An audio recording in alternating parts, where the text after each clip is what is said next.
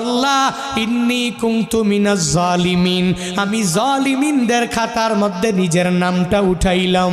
দুনিয়ার কোনো ব্যক্তি এই বিপদ থেকে আমারে বাঁচাইতে পারে না, দুনিয়ার কোনো ব্যক্তি এই মুসিবত থেকে আমাকে বাঁচাইতে পারে না।